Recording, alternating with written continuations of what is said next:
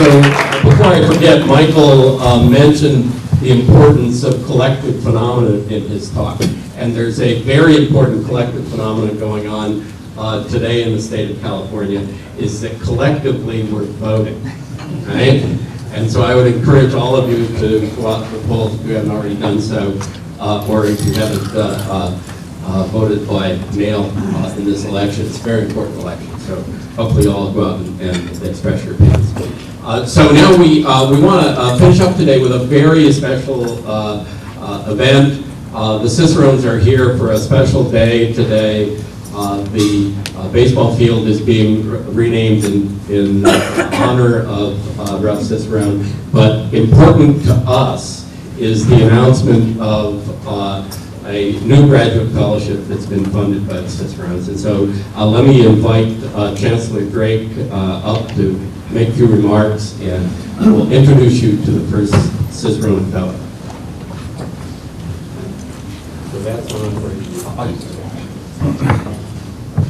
Thanks for that rousing round of applause. Be efficient. You want to be efficient and not waste energy. I appreciate that. First, thanks very much, Michael, for the talk. I enjoyed it. I was thinking that foams and supercars. I was thinking I was going to see Superman shaving, you know, but maybe that's the longer course. That I guess shaving while flying fast, or maybe if you had 10 to the 8th Supermans flying at the speed of light. Never mind. I appreciate that very much, and we appreciate all of you do. We have a very special Cicerone Day. The mayors sort of give you a little proclamation, say this is your day, and you don't get a parking ticket or something on that day. So we'll make this Cicerone Day here on campus. No parking tickets today. Happy to do that. We've announced very broadly the renaming of the baseball field, and to try to make that something that really had the right level of support. We worked really hard on the team to not lose any games, and they've done that terrifically these last several weeks. We're really pleased at how well that's gone. Ralph's contributions to the campus, though, are much broader, and you know that he was the founding faculty member in the Department of Earth System Science, the chair of that department, went on to become the Dean of Physical Sciences, and then to become Chancellor before moving to the world stage and becoming President of the National Academy of Sciences, and having a real influence. I think a phase shift, maybe kind of fluid, solid, a phase shift between administrations. And I think that the approach to science and the way that science was viewed and the work that you did, I'm sure, Ralph, were different a year or two ago than they've been these last several months.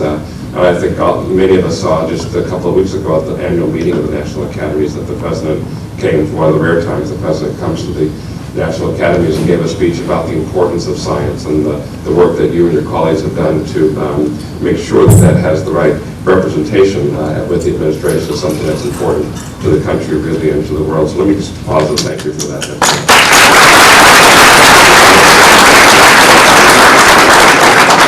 Ralph Cicerone, Ralph and Carol Cicerone. Carol had a prominent role here as a cognitive scientist and as the spirit and direction of the campus during the time that Ralph was Chancellor. And so the fellowship that we're announcing today is really announced as the Ralph and Carol Cicerone Fellowship. The primacy of science on this campus, if we think about what science has meant to this campus through its years from the very beginning in the 1960s to today, we look at those things that we really, really do well. We've done science really great all those years and continue to do that wonderfully into this day and move into the future. And one of the ways to make sure that the future is bright is to bring and support really bright people to our midst, to work with professors like Professor Dennin and others, and then to create those new ideas that lead to the new questions and the new answers that have us move forward. Those people need support, and we all know that we're in a very, very tight budget time, and support that comes from the private community, from within and from out our community, is really critical to be able to have the fellows come and spend time with us. So we're really pleased today to be able to announce the Ralph and Carol Cicerone Fellowship. This was something that was started by the Cicerones a few years ago. They started at the beginning, Dwight Decker and the CEO Roundtable, the board of Connects at Salma and Hazem Shahabi, all contributing with many, many others who were in the room and in the community. And I'm very pleased to announce today that the ambitious $200,000 goal has been reached, and we're able to actually fund the first fellow a year before we planned on being able to do that. So let me give a round of applause to the community.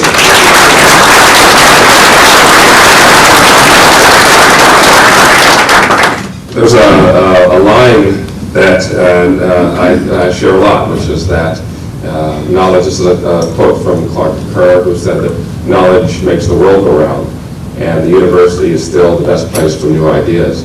And those new ideas are so often manifest in the young people who come to work with us, and as I say, raise the bar a bit higher for us to leap over in multiple bounds in the future. So really, really pleased to announce this fellowship, and to have Ralph and Carol come to the podium and say a few words about it. Ralph, Carol.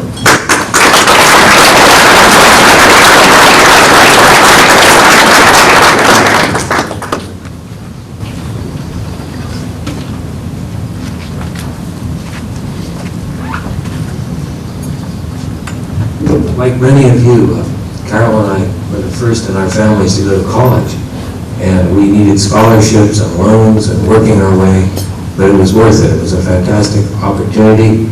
Then graduate school was really a struggle. That's where we met each other, which was nice, but it was a struggle.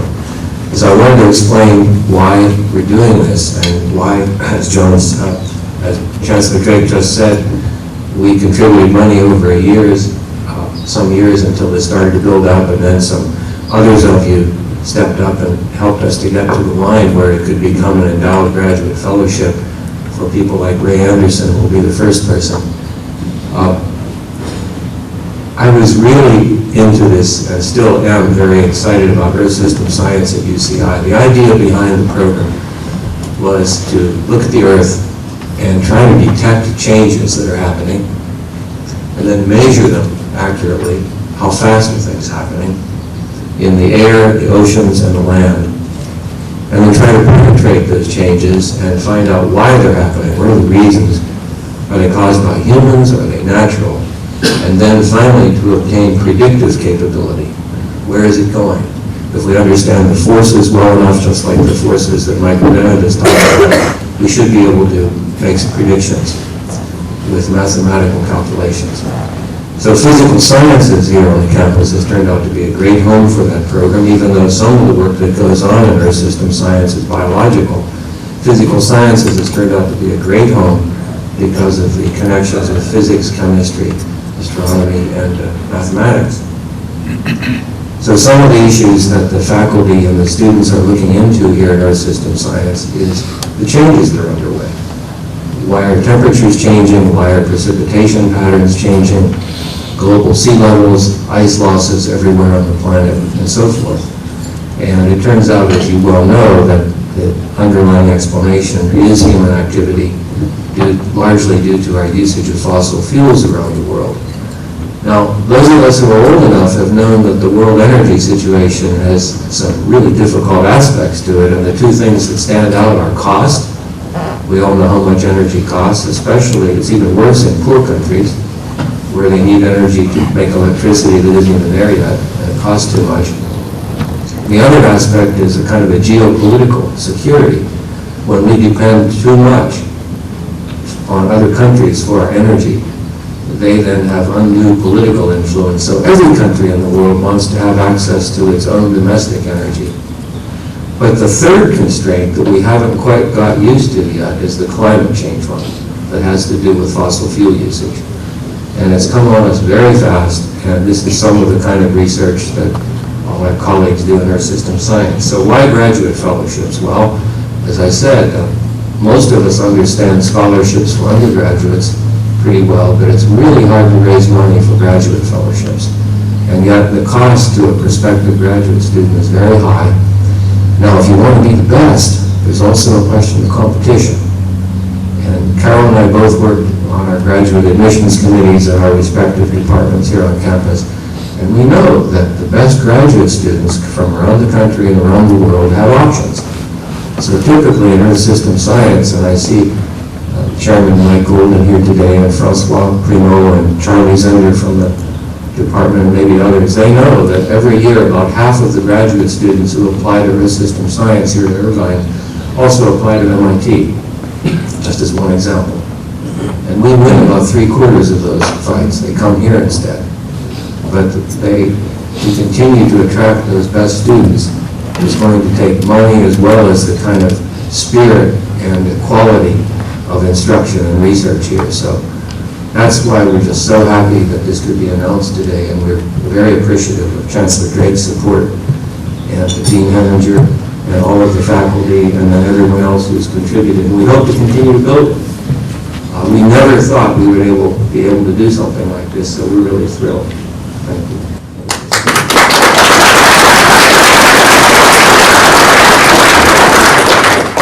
Just to add a few words about not being able, never having thought that we'd be able to do something like this, let me just say that tell you the reason we could do this, that was because Ralph was a maverick in a way in science, and so he made a mark in science and has received awards, and some of them had a fair amount of money attached to it.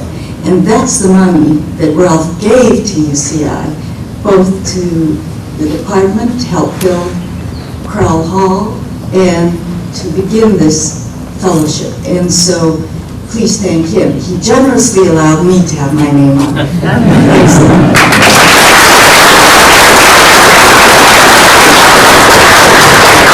We explains that they were all Carol's too. Thank you, Carol. Thank you very much, Welcome. We all of the husbands in the audience know how much we control our own budget. So, thank you very much, Carol. I would like to, before we go on, actually acknowledge something that, and say that I was pleased to hear it, that Ralph said, and he actually smiled when he talked about us winning competitions with MIT, his former school. So that's nice to see.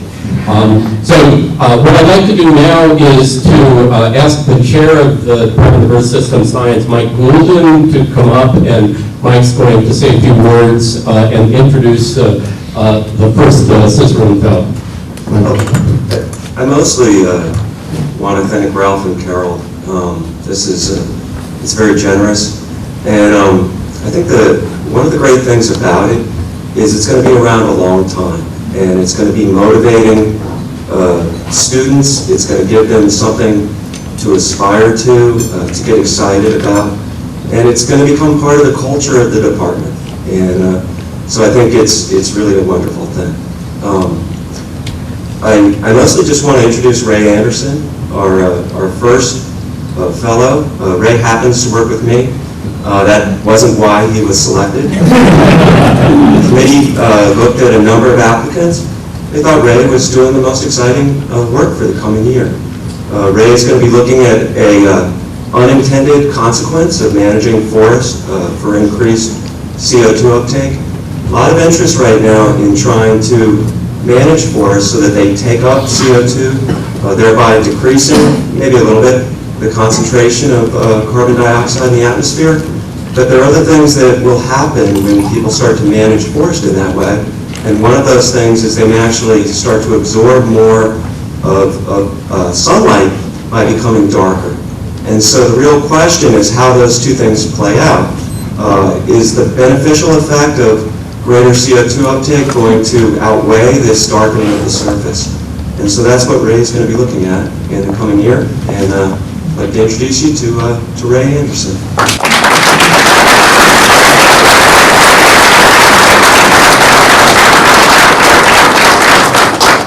Great, thank you very much, Michael, and congratulations to Ray. I'd like to finish up today by once again thanking Ralph and Carol for not only setting up this fellowship. I think it really, one of the things Michael said, which is really important, is that this will be an enduring thing in the Department of Earth System Science. It's very hard to set up these endowed fellowships, and the school and the department is really very appreciative of the contributions from Ralph and Carol. So with that said, we're going to end the morning. I should make a few comments about next year. We're already set up with speakers for next year's the lecture series, the 12th Physical Sciences Breakfast Lecture Series. We aren't ready to announce them because we're still haggling over dates that they will be available. But I can guarantee that we have some exciting talks from each of the departments next year, and we will be sending out save the date announcements later this summer once we have all the dates actually worked out for the next academic year. To make sure that you get those, you can fill out one of these little sheets that's on the tables. We probably have email addresses for most of you already, but just in case, fill those out, and we'll make sure that you get the information for the fellowship and for the lecture series for next year. And with that, I'd like to again thank everyone who has helped to financially make these lecture breakfasts possible. And with that, thank you all very much for being here, and have a great summer. Remember